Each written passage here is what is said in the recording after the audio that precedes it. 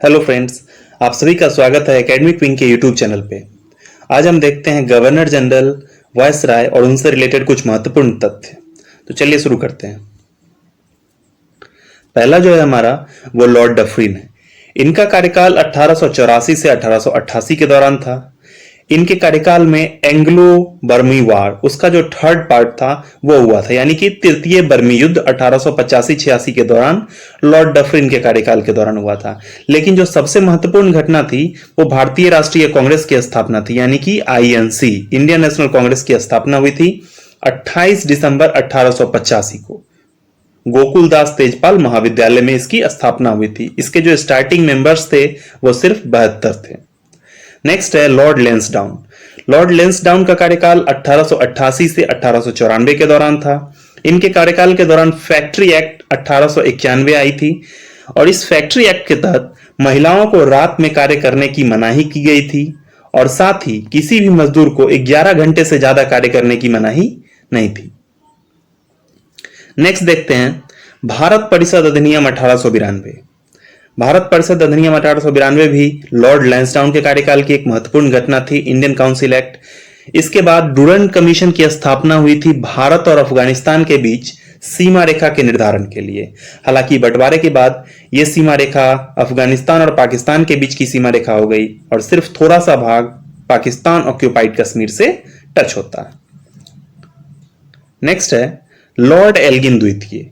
Lord Elgin द्वितीय का कार्यकाल 1894 से 99 के बीच था और इनके कार्यकाल की जो सबसे महत्वपूर्ण घटना थी वो चापेकर बंधुओं द्वारा 2 ब्रिटिश अफसरों की हत्या कर दी गई थी। इसमें से एक थे डब्ल्यू.सी. रैंड।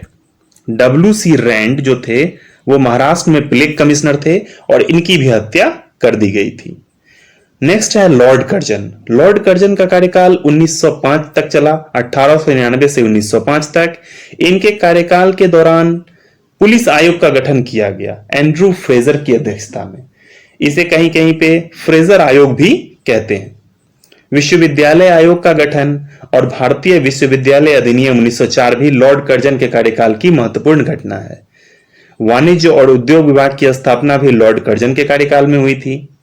कलकत्ता निगम अधिनियम, कलकत्ता कॉरपोरेशन एक्ट जो कि 1899 में पारित हुआ था, इसके तहत लॉर्ड कर्जन ने स्थानीय स्वशासन की जितनी भी व्यवस्था थी उसे समाप्त कर दिया। नेक्स्ट देखते हैं बंगाल का विभाजन 16 अक्टूबर 1905। 16 अक्टूबर 1905 को बंगाल का विभाजन लॉर्ड कर्जन के कार्यकाल की सबसे बड़ी घटना थी। इसके बाद कर्जन और किचनर का विवाद। लॉर्ड कर्जन वायसराय थे और किचनर भारत के प्रधान सेनापति थे। इन दोनों के बीच सैन्य प्रशासन को लेकर के विवाद हुआ था। पुरातत्व भवन संरक्षण अधिनियम यानी कि एंशिएंट मॉन्यूमेंट प्रिजर्वेशन एक्ट जो कि 1904 में आया था, यह भी लॉर्ड कर्जन के कार्यकाल की एक महत्वपूर्ण घटना है। नेक्स्ट है लॉर्ड मिंटो द्वितीय। लॉर्ड मिंटो द्वितीय का कार्यकाल 1905 से 1910 तक था। इनके कार्यकाल के दौरान विभाजन विरोधी और स्वदेशी आंदोलन का विस्तार हुआ, यानी कि एंटी पार्टीशन मूवमेंट का विस्तार हुआ। किसके खिलाफ? तो बंगाल विभाजन के खिलाफ। इनके कार्यकाल के दौरान आगा खां द्वारा मुस्लिम लीग की स्थापना हुई ढाका में। बांग्लादेश की जो वर्तमान राजधानी ढाका है वहां 1906 में मुस्लिम लीग की स्थापना हुई। 1907 का जो कांग्रेस का सूरत अधिवेशन था जिसमें कि कांग्रेस नरम दल और गरम दल में टूट गया था, वो भी लॉर्ड मिंटो के कार्यकाल की एक महत्वपूर्ण घटना है। नेक्स्ट देखते हैं लॉर्ड हार्डिंग द्वितीय। लॉर्ड हार्डिंग द्वितीय का कार्यकाल 1910 से 1916 तक था। इनके कार्यकाल के दौरान कलकत्ता से दिल्ली राजधानी का हस्तांतरण हुआ था। इसमें एक ध्यान देने वाली बात है कि 1911 में ये घोषणा हुई थी और 1912 में इसको पालन किया गया, तो इसमें कंफ्यूजन होता है। मदन मोहन मालवीय द्वारा हिंदू महासभा की स्थापना 1915 में, यह भी लॉर्ड हार्डिंग के कार्यकाल के दौरान हुई थी और ये जो हिंदू महासभा की स्थापना हुई थी ये मुस्लिम लीग का एक तरीके से जवाब था। नेक्स्ट है जॉर्ज पंचम का दिल्ली दरबार जो कि 1911 में हुआ था, वो भी लॉर्ड हार्डिंग के कार्यकाल की एक घटना है। नेक्स्ट है लॉर्ड चैम्सफोर्ड। लॉर्ड चैम्सफोर्ड का कार्यकाल 1916 से 1921 का था। इनके कार्यकाल के दौरान एनी बेसेंट और बाल गंगाधर तिलक द्वारा होम रूल लीग की शुरुआत की गई थी वर्ष 1916 में। बाल गंगाधर तिलक के द्वारा अप्रैल में इसकी शुरुआत की गई और एनी बेसेंट के द्वारा सितंबर के महीने में इसकी शुरुआत की गई। कांग्रेस का जो लखनऊ अधिवेशन था 1916, यह भी लॉर्ड चेम्सफोर्ड के कार्यकाल की एक घटना थी। नेक्स्ट है कांग्रेस और मुस्लिम लीग के बीच लखनऊ अधिवेशन 1916, यह भी लॉर्ड चेम्सफोर्ड के कार्यकाल की एक महत्वपूर्ण घटना है। कांग्रेस और मुस्लिम लीग के बीच लखनऊ समझौता 1916 में जो हुआ था, जिसे हम लखनऊ पैक्ट के नाम से जानते हैं, यह भी लॉर्ड चेम्सफोर्ड के कार्यकाल की एक महत्वपूर्ण घटना है। अहमदाबाद में साबरमती आश्रम की स्थापना, चंपारण सत्याग्रह बिहार के चंपारण जिले में तिनकठिया प्रथा के विरुद्ध, खेरा सत्याग्रह 1918 और अहमदाबाद मिल मजदूर आंदोलन 1918, ये सभी लॉर्ड चेम्सफोर्ड के कार्यकाल की एक महत्वपूर्ण घटना थी। मॉन्टेग्यू जो उस वक्त भारत सचिव थे, यानी कि सेक्रेटरी ऑफ स्टेट इंडिया थे, उनका भी अगस्त प्रस्ताव था, वो भी 1917 में आया था और वो लॉर्ड चेम्सफोर्ड के कार्यकाल की एक महत्वपूर्ण घटना थी। इसके तहत प्रशासन में भारतीयों की भागीदारी को सुनिश्चित किया जाना था। गवर्नमेंट ऑफ इंडिया एक्ट 1919, जिसको कि मॉन्टेग्यू चेम्सफोर्ड रिफॉर्म्स के नाम से भी जानते हैं, यह भी लॉर्ड चेम्सफोर्ड के कार्यकाल की एक महत्वपूर्ण घटना थी। साथ ही साथ रॉलेट एक्ट 1919, जलियांवाला बाग हत्याकांड 1919 और असहयोग आंदोलन तथा खिलाफत आंदोलन जैसे महत्वपूर्ण घटनाक्रम भी लॉर्ड चेम्सफोर्ड के कार्यकाल के दौरान ही हुए थे। पुणे में महिला विश्वविद्यालय की स्थापना, पुणे में महिला विश्वविद्यालय की स्थापना जो हुई थी, इसमें एक प्रश्न पूछा जाता है, यह किसके प्रयासों से हुई थी? तो इसमें डी कर्वे का नाम आता है। डी कर्वे के सहायता से ही इसकी स्थापना हुई थी। सैडलर आयोग 1917, यह शिक्षा से संबंधित है और इसकी भी स्थापना लॉर्ड चेम्सफोर्ड के कार्यकाल के दौरान ही हुई थी। बाल गंगाधर तिलक की मृत्यु 1 अगस्त 1920 को, यह डेट कई बार पूछा गया है कि बाल गंगाधर तिलक की मृत्यु कब हुई थी, तो 1 अगस्त 1920 ये बाल गंगाधर तिलक की मृत्यु हुई थी। सत्येंद्र प्रसाद सिन्हा, जिन्हें हम लॉर्ड सिन्हा या एसपी सिन्हा के नाम से जानते हैं, इनको बिहार का गवर्नर बनाया गया और ये पहले भारतीय थे जिन्हें गवर्नर बनाया गया था। नेक्स्ट है लॉर्ड रेडिंग। लॉर्ड रेडिंग का कार्यकाल 1921 से 1926 तक का था। इनके कार्यकाल के दौरान चौड़ी चौड़ा कांड हुआ था 5 फरवरी 1922 को उत्तर प्रदेश के गोरखपुर जिले में। इसमें उपद्रवियों ने एक पुलिस थाने में आग लगा दी थी, जिसके बाद गांधी जी ने इससे क्षुब्ध होकर असहयोग आंदोलन को वापस ले लिया। लॉर्ड रेडिंग के कार्यकाल के दौरान ही केरल में मोपला विद्रोह हुआ था, इसे भी सांप्रदायिक रंग देने की कोशिश की गई थी। 1910 का प्रेस अधिनियम तथा 1919 के रॉलेट एक्ट की वापसी लॉर्ड रेडिंग के कार्यकाल की एक महत्वपूर्ण घटना है। नेक्स्ट देखते हैं मुल्तान, अमृतसर, दिल्ली, अलीगढ़, कलकत्ता आदि शहरों में सांप्रदायिक दंगे हुए। ये सांप्रदायिक दंगे भी हुए थे इस काल में। काकोड़ी ट्रेन लूटकांड 1925, ये एक काफी महत्वपूर्ण घटना थी। इसमें हिंदुस्तान रिपब्लिकन एसोसिएशन के जो मेंबर्स थे, उन्होंने ब्रिटिश खजाने को लूट लिया था। काकोड़ी कांड हुआ था, इसका भी डेट पूछा जाता है 9 अगस्त 1925 को लखनऊ के पास काकोड़ी नामक जगह पर 8 डाउन पैसेंजर ट्रेन को रोककर उसे लूट लिया गया था। इससे संबंधित एक प्रश्न और पूछा जाता है कि काकोड़ी कांड के किस अभियुक्त को पुलिस कभी नहीं पकड़ पाई, तो उसका उत्तर होगा चंद्रशेखर आजाद। स्वामी श्रद्धानंद, जो कि एक आर्य समाजी थे, उनकी भी हत्या इसी दौरान हुई थी 1926 में। सीआर दास और मोतीलाल नेहरू द्वारा स्वराज पार्टी की स्थापना की गई थी और असहयोग आंदोलन के बाद जो बदले हुए माहौल में एक पार्टी की स्थापना की गई थी 1923 में। 1923 से ही एक महत्वपूर्ण घटनाक्रम में बदलाव हुआ कि आईसीएस की परीक्षा दिल्ली और लंदन में एक साथ लेने की शुरुआत की गई थी 1923 के तत्कालिक प्रभाव से। नेक्स्ट है लॉर्ड इरविन। लॉर्ड इरविन का कार्यकाल 1926 से 1931 तक था। इनके कार्यकाल के दौरान साइमन कमीशन का भारत आगमन हुआ। सर जॉन साइमन की अध्यक्षता में साइमन कमीशन का निर्माण किया गया था एवं इसका भारत में काफी विरोध हुआ था। इसके विरोध का कारण यह था कि इस आयोग में एक भी भारतीय सदस्य नहीं थी। इसे श्वेत आयोग भी कहा जाता है। 1928 में लखनऊ में एक सर्वदलीय बैठक हुई जिसके फलस्वरूप नेहरू रिपोर्ट प्रकाशित हुई। इसके अध्यक्ष थे मोतीलाल नेहरू। इस सर्वदलीय बैठक में भारत के भविष्य के संविधान के ऊपर चर्चा की गई थी। नेक्स्ट है बटलर आयोग की नियुक्ति। बटलर आयोग की नियुक्ति 1927 में हुई थी लॉर्ड इरविन के कार्यकाल के दौरान, और इसमें भारतीय रजवाड़ों और ब्रिटिश प्रशासन के मध्य संबंधों की जांच की गई थी। सॉन्डर्स की हत्या भी इसी दौरान हुई थी। सॉन्डर्स जिसने लाला लाजपत के राय के ऊपर लाठी चार्ज का आरोप था, इसकी हत्या भगत सिंह और उनके साथियों के द्वारा लाहौर में कर दी गई थी। दिल्ली के असेंबली हिल में पब्लिक सेफ्टी बिल के विरोध में भगत सिंह और उनके साथियों के द्वारा बम विस्फोट की घटना हुई थी। लाहौर षड्यंत्र केस भी इसी काल की घटना है। लाहौर षड्यंत्र केस 1930 के दौरान की घटना है, जिसके तहत ही भगत सिंह, सुखदेव और राजगुरु को फांसी दी गई थी 23 मार्च 1931 को। लगातार भूख हड़ताल के बाद जतिन दास की भी जेल में मृत्यु हो गई। जतिन दास को हम एक और नाम से जानते हैं, बाघा जतिन के नाम से।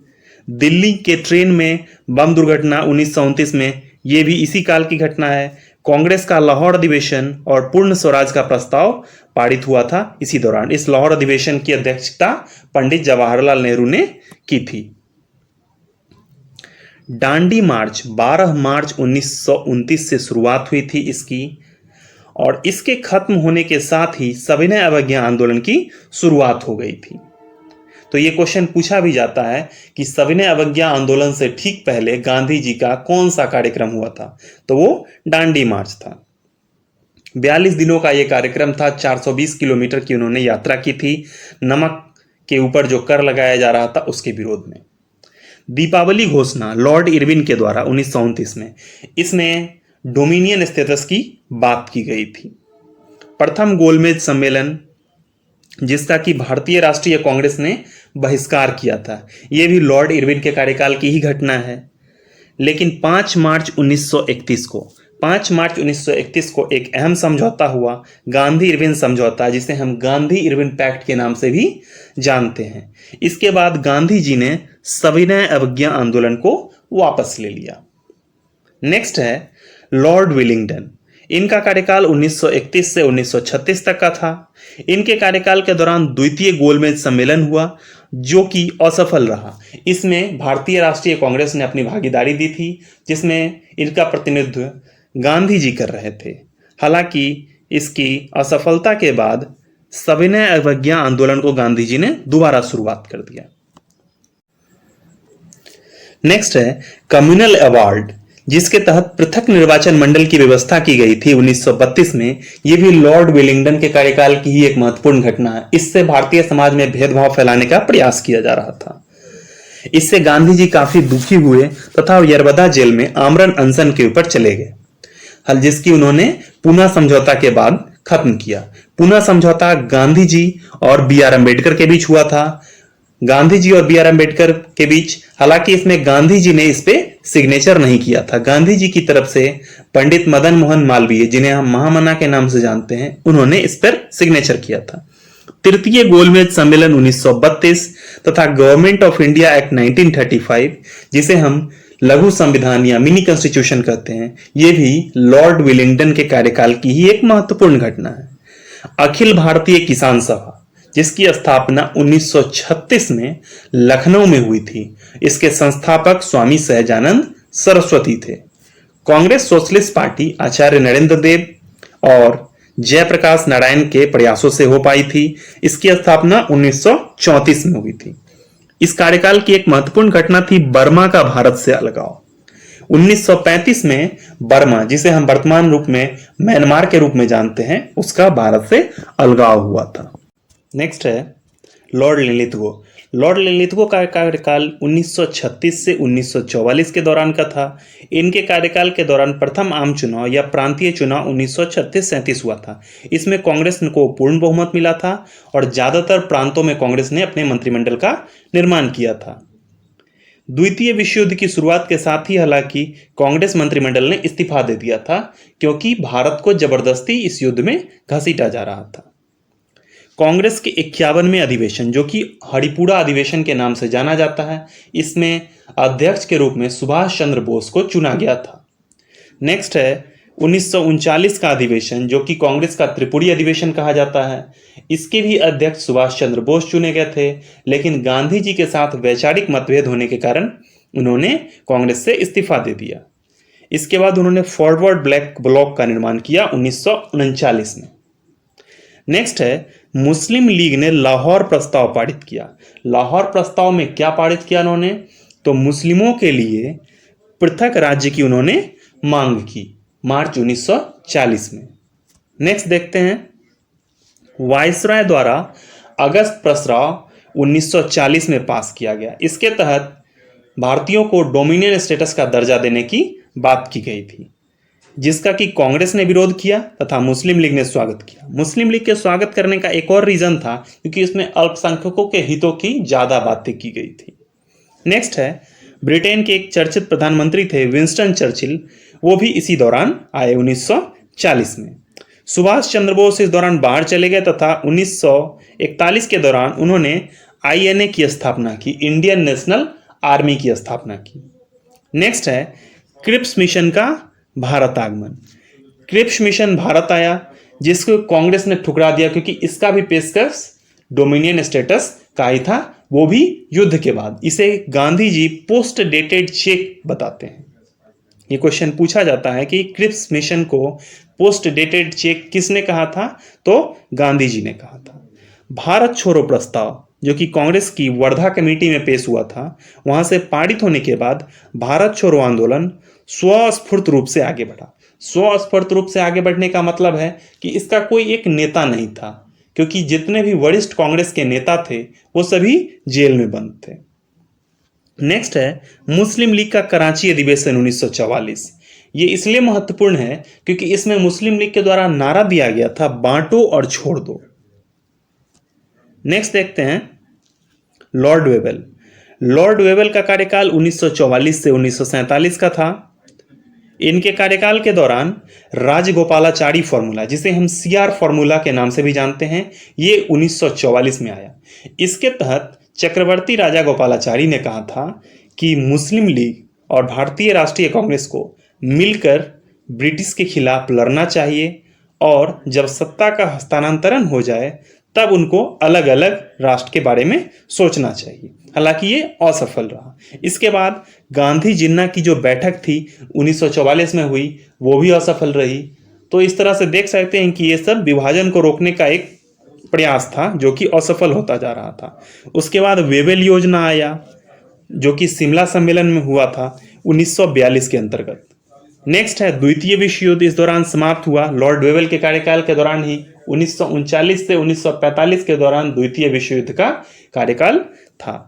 नेक्स्ट है कैबिनेट मिशन का प्रस्ताव। कैबिनेट मिशन का जो प्रस्ताव हुआ था, इसके तहत संविधान सभा के निर्माण की भी पेशकश की गई थी, तो इसे कांग्रेस ने 1946 में मंजूरी दे दी।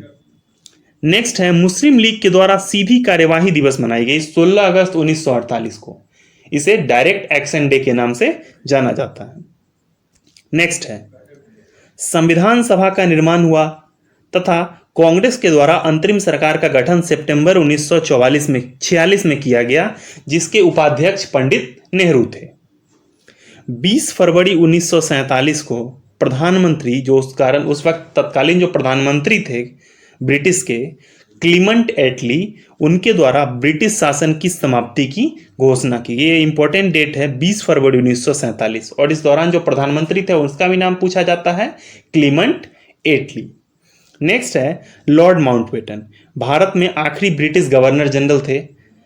इन्होंने 3 जून योजना की घोषणा की, यानी कि जून 3 प्लान, जिसे हम माउंटबेटन प्लान के नाम से भी जानते हैं। इसके तहत भारत और पाकिस्तान 2 स्वायत्त राष्ट्र का निर्माण होना था तथा जितने भी उसके बाद प्रिंसली स्टेट्स थे उनको छोड़ दिया गया था कि वो अपनी मर्जी से या तो भारत सरकार के पास जाए या फिर पाकिस्तान के पास जाए। नेक्स्ट देखते हैं भारतीय स्वतंत्रता विधेयक, जिसको कि इंडियन इंडिपेंडेंस बिल भी कहते हैं। ये हाउस ऑफ कॉमन्स में पेश किया गया। इसको हाउस ऑफ कॉमन्स में बंगाल और पंजाब में विभाजन करने के लिए सिरिल रेडक्लिफ की अध्यक्षता में 2 सीमा आयोग का निधन किया गया। तो अभी हम देखते हैं कि रेडक्लिफ रेखा तो वही सिरिल रेडक्लिफ के नाम पर उस रेडक्लिफ रेखा का नाम पड़ा था। तो आज की वीडियो में इतना ही। Thank you.